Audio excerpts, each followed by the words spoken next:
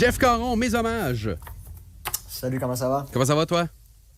Super, merci. Je sais pas si c'est parce que c'est l'été puis on a plus de nouvelles qui regardent l'international parce qu'il se passe moins de choses de manière locale, mais il y en a du stock à jaser, là.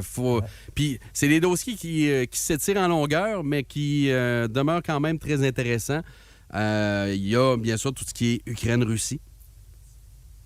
Ouais, ben oui, commençons par ça. Il y a beaucoup de développement en Ukraine depuis les dernières semaines. D'abord, ça n'a pas vraiment été évoqué chez vous, mais il y a eu des très grosses manifestations contre Zelensky. Donc, les premières depuis le début de la guerre, il y a plus de 3 ans. Puis ça n'a pas rapport avec la guerre directement, là? Non, c'est ça. La raison, c'est la mise en tutelle de l'agence anticorruption. Parce que l'agence était auparavant indépendante, puis elle avait donc le pouvoir d'enquêter sur qui elle le souhaitait, sans en référer à personne. Donc, ça devrait toujours être le cas. Donc, l'indépendance là, d'un pouvoir judiciaire ou d'investigation de cette sorte-là. Donc, ce que Zelensky a fait, c'est qu'il a politisé l'agence. Donc, elle s'est retrouvée sous la tutelle du ministre de la Justice, qui peut donc maintenant décider qui peut être mis sous enquête et, plus important encore, qui ne peut pas être placé sous enquête. Donc, les gens, ils manifestaient dans la rue avec des affiches qui disaient on veut être différent de la Russie » ou encore mon frère n'est pas mort pour ça ». Parce que, tu sais, c'est un secret de polichinelle là, que la corruption en Ukraine, c'est partout, puis à tous les niveaux de l'État. Oui. D'ailleurs, le nom de Zelensky était apparu à l'époque dans les Panama Papers. Donc, le gars, déjà, même avant le début de la guerre en Ukraine, là, cachait du fric à l'étranger. Puis là, il y a 1 an aussi environ, il a renvoyé tous les responsables régionaux qui étaient chargés de la mobilisation pour corruption, parce que, tu sais, les jeunes qui avaient du cash versaient un pot de vin pour être déclarés inaptes au service militaire. Vous avez des armes occidentales qui ont été données à l'Ukraine, qui se sont retrouvées par la suite ailleurs dans le monde. Donc, il y a des gens au sein de l'État ukrainien qui ont revendu une partie de cet équipement-là, donc, etc., etc. Donc, clairement, c'est pas dans l'intérêt de Zelensky qu'une agence indépendante fasse son travail en Ukraine, parce que le risque est grand qu'une agence comme cela en viendra à exposer des stratagèmes qui pourraient impliquer des proches de Zelensky ou Zelensky lui-même. Puis donc, il faut que tout ça reste sous le tapis. Il ne faut pas en parler parce que ça pourrait amener l'opinion publique occidentale à réclamer une fin de l'aide à l'Ukraine. C'est ça. Il y a des gens qui vont dire que c'est peut-être déjà le cas, mais c'est comme si, ici au Québec, on politisait à fond l'UPAC, là. Oui, c'est ça. Donc, c'est le ministre de la Justice qui décide, qui donnerait des ordres au directeur de l'UPAC. Tu enquêtes sur telle et telle personne et tu n'enquêtes pas sur telle et telle autre personne. Voyons, ça marche pas. Puis c'est ce que les gens disent en Ukraine. C'est ce qui se passe en Russie. Ça fait partie du modèle russe. Puis nous, on se bat pour pas être proche de la Russie, pour se rapprocher de l'Occident. Donc, on devrait avoir une méthode à l'occidental où une agence comme celle-là devrait être indépendante. Puis le gouvernement, le président, fait plutôt marche arrière avec une politique qui nous rapproche de la Russie. Donc, c'est ça. C'est l'idée, c'est de ne pas exposer la corruption à grande échelle. Oui. Parce que, tu sais, écoute, il y a des milliards et des milliards de dollars là, qui ont été détournés. Faut pas se fermer les yeux, là. Il suffit d'aller de regarder des vidéos, de savoir ce qui se passe à Monaco, dans des lieux très prisés par l'élite mondialiste en Europe, pour se rendre compte qu'il y a plein de Ferrari et de Lamborghini avec des plaques d'immatriculation ukrainiennes là, qui se trouvent dans ces places-là. Tu sais, je veux dire, l'argent coule à flot. Puis je m'étais rendu en Pologne, c'était en novembre-décembre dernier, puis j'avais raconté l'histoire. J'étais dans une banque, j'attendais pour faire un retrait, puis il y avait un type, là, ça a pris une demi-heure. Le type, c'est un Ukrainien. Il a retiré cash 125 000 piastres US. Hein? Puis il voulait en retirer encore davantage. Puis la fille au comptoir lui a dit, « j'en ai plus. Il va falloir que tu reviennes demain parce qu'on va faire venir un camion de la Brinks pour ramener d'autres devises américaines. » C'est tout ce qu'on a en ce moment. Puis le gars, c'était pas... le type, il était en âge d'aller combattre, là. Puis il avait la carrure d'un gars qui aurait pu combattre les Russes, là.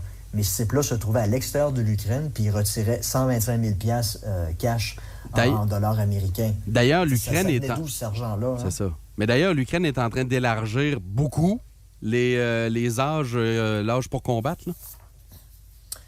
Oui, il y a un problème de ressources humaines, hein, comme C'est on ça. dit. Les Ukrainiens, ils se mobilisent plus volontairement. Donc, Kiev doit maintenant conscrire ses hommes. Puis lentement, mais sûrement, ça commence à ressembler à la fin du régime nazi, là, où les soldats étaient de plus en plus jeunes et aussi de plus en plus vieux. Donc, au cours des derniers mois, Zelensky a été forcé d'abaisser l'âge minimal de la conscription de 27 à 25 ans. Puis là, on compare pas aux nazis, c'est juste que quand tu es sur le bord de perdre, ben là, tu es un petit peu désespéré. Solution extrême. Là. C'est ça. C'est ça. On commence à mobiliser les plus jeunes et les vieillards. Puis la semaine dernière, il a signé un décret pour permettre aux hommes de 60 ans et plus de pouvoir aller combattre. Oui, parce J'ai parlé à des anciens militaires, puis ils me disent tout, un gars de 60 ans... Ah non, ça vaut pas. Il ne peut pas marcher avec un sac à dos de 100 livres sur le dos, il ne peut pas marcher plus que 2-3 kilomètres. Là. Parce qu'ils ont eu beaucoup d'armes, ils se sont fait fournir beaucoup d'armes, mais pas beaucoup de soldats. Là. Non. Ben là, non, mais ça, au début de la guerre, tu avais à peu près 20 à 25 000 étrangers qui sont allés servir dans la Légion, l'équivalent de la Légion étrangère ukrainienne. Ouais. Puis maintenant, t'en aurais moins de 2000. Donc, les combattants étrangers, soit ils ont été tués ou ils ont réalisé que c'était un combat perdu d'avance. Oui. Puis, tu sais, des ressources humaines, veut pas, c'est assez évident, là. Il y en a plus en Russie qu'il y en a en Ukraine, là. Oui. Ben oui, c'est ça. C'est juste la force du nombre, là. Ben oui, puis tu sais, non seulement la guerre en Ukraine, là, la guerre, elle est perdue pour l'Ukraine, là. Mais le problème ici, c'est l'avenir du peuple ukrainien qui est aussi sérieusement menacé. Oui. Parce qu'il va falloir honnêtement, là, 100 ans, un siècle à l'Ukraine pour pouvoir se remettre de ce déséquilibre démographique que le pays subit depuis 3 ans et demi. Puis si on avait vraiment à cœur là, l'avenir de l'Ukraine, on devrait les inciter à accepter la paix, aussi humiliante et difficile puisse-t-elle être. Puis ceux qui les poussent là, à continuer la guerre à tout prix, là, puis pardonnez-moi de le dire comme ça, mais c'est des bouchers qui ont absolument aucun respect pour la vie humaine, parce que quand on est rendu à abaisser l'âge de la conscription, comme c'est le cas, puis on est en train de permettre à des vieillards d'aller combattre, c'est comme je dis, ça ressemble à Allemagne, février-mars 1945, là. Ça commence à ressembler à la mobilisation de la dernière chance, là. Puis ça, c'est...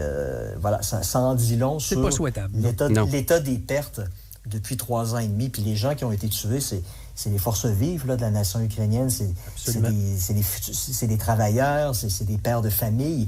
Puis en contrepartie, vous avez aussi les femmes ukrainiennes qui ont quitté le pays. Parce qu'elles, elles ont la possibilité de quitter le pays. C'est les hommes âgés entre 18 et 60 ans qui ne peuvent pas quitter le pays. Mais les femmes peuvent quitter le pays. Vous en avez des millions et des millions qui ont quitté le pays depuis 3 ans et demi. Ces femmes-là ont recommencé une nouvelle vie ailleurs.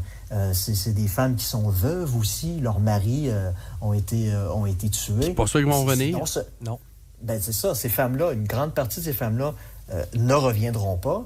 Puis vous avez, c'est quoi les pertes en Ukraine? On le saura jamais, mais c'est des dizaines et des dizaines et des dizaines de milliers d'hommes. Puis tu avais parlé... Tués, puis d'autres qui ont été estropiés, qui ne seront jamais capables de reprendre une vie normale. Donc vous avez un pays de vieillards, puis un parti, puis l'autre partie, ben, c'est des enfants. Les hommes entre 20 ans et 40 ans sont faits tuer ou sont partis, ou en tout cas, il y en a beaucoup moins qu'avant.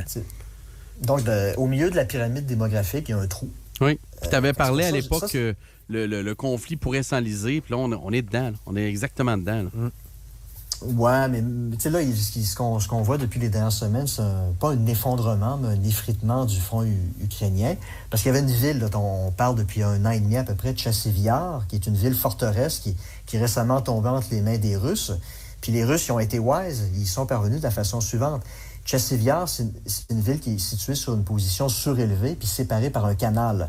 Donc, pour les Russes, un assaut frontal, ça aurait été suicidaire. Donc, ce qu'ils ont décidé de faire, c'est d'attaquer les villes plus au sud, où passent des nœuds de communication qui sont essentiels pour ravitailler Tchassiviar. Donc, plus précisément, les villes de Pokrovsk puis Konstantinivka. Puis ces 2 villes-là sont en ce moment prises en tenaille par l'armée russe, puis elles sont condamnées à tomber.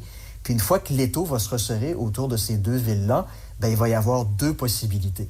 Soit les soldats ukrainiens qui défendent ces villes-là vont être encerclés, puis on parle ici d'à peu près 30 000 hommes, ou bien ils vont devoir s'échapper avant que ces villes-là soient encerclées. Puis comme ça a été le cas avant à Bakhmut, le corridor d'évacuation à Bakhmut a été pris sous le feu russe, puis ça a été un carnage pour les soldats ukrainiens qui cherchaient à s'enfuir. Donc, soit ils vont être encerclés puis capturés, ou ils vont essayer de s'enfuir, puis ils vont être tués par les drones puis l'artillerie russe. Là. Deux options négatives. C'est ça. 30-40 000 hommes, là. Donc, si ça devait se produire, l'accélération de l'effritement du front ukrainien, là, ça pourrait atteindre un niveau, un point de non-retour. Là, on pourrait peut-être commencer éventuellement à parler d'effondrement et non plus d'effritement. Il faut parler aussi, bien sûr, d'Israël puis de la Palestine. Écoute, hier, je voyais dans nos médias, on se félicitait parce que là, on avait envoyé de la nourriture en Palestine. Du même coup, même journée, Wall Street Journal, hier, qui nous apprenait que, justement, au cours des derniers mois, la nourriture, souvent, qui était envoyée, puis le ravitaillement qui était envoyé en Palestine, ah tiens, la Hamas mettait la main dessus, puis après ça, le revendait et s'en servait pour se financer. Oui, bien, écoute, je vous donne rapidement des petits exemples. 1 kilo de sucre se vend aujourd'hui à Gaza 106 $, alors qu'avant la guerre, ça se vendait 89 cents. Les tomates se vendent 30 $ le kilo, alors qu'elles se vendaient 60 cents le kilo en octobre 2023. Donc, il y a une rareté de la nourriture. Puis la question, c'est qui est responsable de cette pénurie-là? Est-ce que c'est à cause d'Israël ou du Hamas? Ouais. Donc, on peut dire d'une certaine façon, directement, on peut dire que c'est Israël qui limite l'approvisionnement en nourriture, mais indirectement, c'est à cause du Hamas. Parce que, pourquoi Israël impose des restrictions?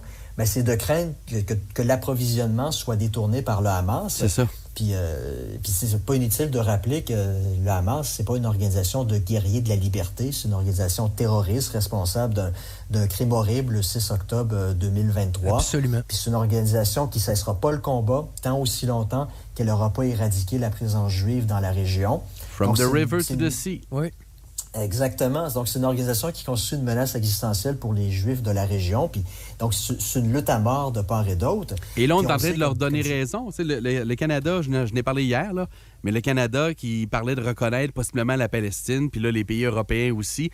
C'est quoi la réaction du côté du Hamas? Eux autres, ils ne comprennent pas. Non, il faut que vous tassiez. Ils ne comprennent pas ça par tout. Ils disent non, on ne serait jamais arrivé là à avoir autant de pays qui veulent reconnaître la Palestine si on n'avait pas... C'est grâce à l'attaque terroriste du 6 octobre qu'on est arrivé là. Fait que c'était une méchante bonne affaire qu'on a faite. Oui, c'est ça. Puis, on sait que le Hamas détourne des différentes choses qui arrivent dans la région. Par exemple, des tuyaux. Ça a toujours été détourné dans le passé par les islamistes pour fabriquer leurs roquettes. Puis c'est la même chose avec la nourriture. Donc, le marché noir est contrôlé en grande partie par le Hamas, qui vole une grande partie de l'aide humanitaire avant de la revendre à prix d'or. Et puis là, là, ça place Israël devant ce qu'on appelle en anglais un catch-22. Parce que s'ils refusent d'envoyer davantage de nourriture dans la région, de peur que le Hamas s'en accapare, puis ça alimente la corruption de l'organisation terroriste. D'autre part, donc, s'ils continuent à envoyer de la nourriture en grande quantité, ben ça va tomber entre les mains du Hamas, qui va être en mesure de pouvoir continuer sa capacité à poursuivre le combat, puis à s'accaparer encore plus de nourriture, les privant aux civils. Donc, c'est un catch-22 parce que le Hamas profite en matière de propagande. Ils profitent de ça parce qu'ils font porter l'odieux de cette crise humanitaire-là sur d'autres, alors que c'est le Hamas qui est le principal responsable de cette crise humanitaire-là. Et ça crée un élan de sympathie, de pitié, qui amène des pays comme la France puis le Canada à vouloir reconnaître la Palestine comme un État. Tu sais, c'est pas en soi problématique parce qu'il y a déjà plus de 150 États dans le monde qui reconnaissent la Palestine comme un État. Mais la raison pour laquelle il y a autant de pays qui ont fait cette reconnaissance-là, c'est que à la fin des années 80, Yasser Arafat, qui dirigeait l'OLP, l'Organisation de libération de la Palestine, avait reconnu le droit d'Israël à exister dans la région. Donc, à partir de ce moment-là, comme il y avait un signe de bonne volonté de la part des Palestiniens, c'est ça qui a amené différents pays à reconnaître la Palestine comme un État. Oui, puis il y avait eu des accords avec Clinton qui avaient échoué. Oui. C'est ça. Il y a plein d'accords qui avaient été signés. Donc, la reconnaissance est une forme de récompense parce que les Palestiniens ou l'autorité palestinienne avait officiellement renoncé à l'option terroriste et s'engageait dans un processus politique avec l'État d'Israël. Mais là, le problème, c'est que vous avez la France et le Canada qui sont en train de récompenser l'autorité palestinienne qui a absolument rien fait pour se dissocier du Hamas, qui fait absolument rien pour essayer d'éradiquer à l'interne cette organisation terroriste-là, pour montrer au reste de la communauté internationale et à l'État d'Israël, écoutez, on est désolé de ce qui s'est passé, mais ces gens-là ne nous représentent pas. On a fait tout en notre pouvoir pour les éradiquer, les mettre de côté. Maintenant que c'est le cas, on veut reprendre le processus politique comme ça a été le cas à l'époque sous Arafat. Mais c'est pas le cas de l'OLP. On les entend pas, puis ils font absolument rien pour éradiquer la menace du Hamas. Mais Macron puis Carney, ils viennent donner cette récompense-là aux Palestiniens. Puis là, on doit se poser la question, qu'est-ce qui les motive à faire ça? Moi, je pense que dans le cas de Macron, c'est plaire à beaucoup d'électeurs d'origine arabe. En France, sur le plan électoral, il pense que ça peut jouer pour lui. Ça a été une erreur de Carney, je dirais. On en paye le prix avec les tarifs, là.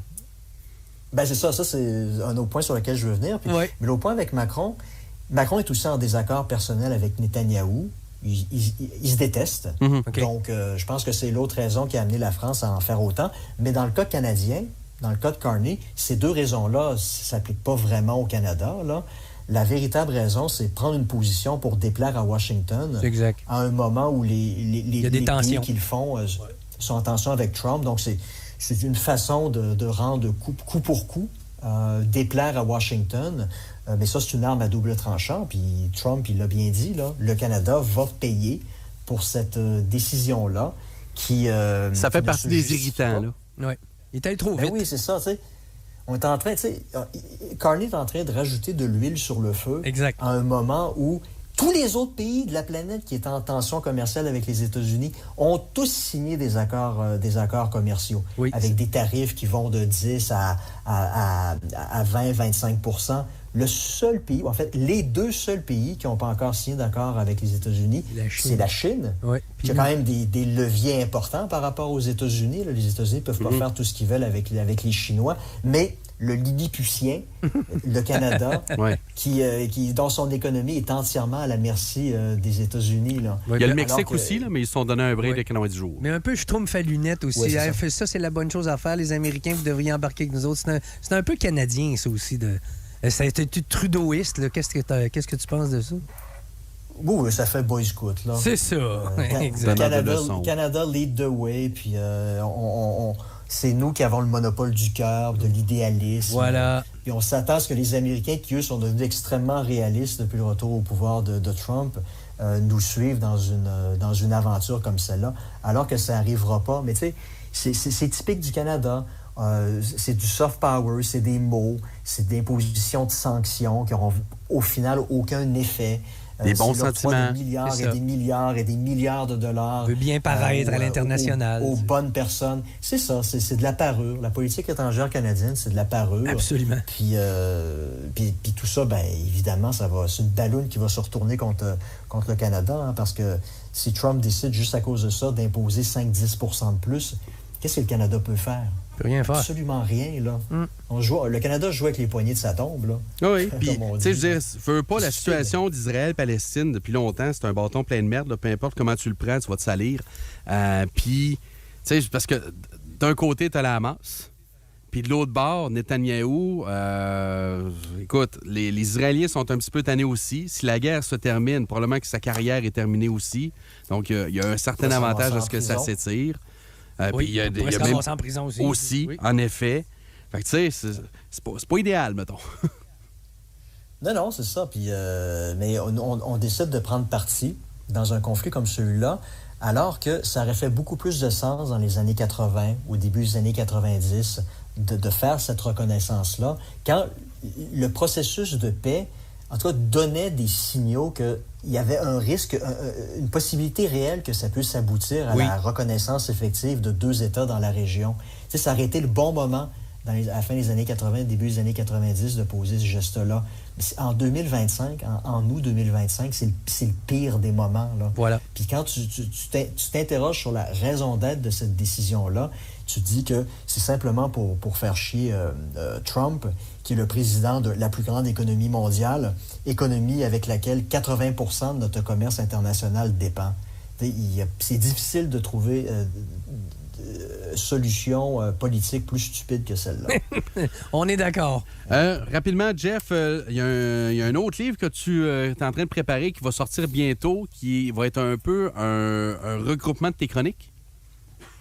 Oui, c'est ça. Ça faisait une couple de semaines que je mijotais tout ça. Puis comme j'ai beaucoup de temps libre là, avant notre déménagement la semaine prochaine en Arménie, je me suis dit, tiens, je vais collecter toutes les chroniques que j'ai écrites depuis 3 ans. Puis là, au début, je me disais, je devrais en avoir peut-être une vingtaine qui valent la peine d'être publiées. Puis je me suis rendu compte que j'en ai près de 60. Donc, j'ai décidé de mettre tout ça ensemble. Donc, il y a une partie, c'est des écrits davantage sur le monde, la Russie, le conflit en Ukraine, mais pas uniquement. Puis la deuxième partie, c'est plus des écrits sur le Québec, le wokisme en particulier, un sujet de prédilection. Donc, au final, j'ai une 60aine de chroniques comme celle-là, puis j'ai décidé de mettre tout ça ensemble. Fait que ça va sortir la semaine prochaine, une publication sur Amazon. Donc, le livre devrait être disponible aux alentours du 13-14 août, en milieu de semaine prochaine. Donc, la version papier va faire plus de 200 pages, 220, 225 pages à peu près.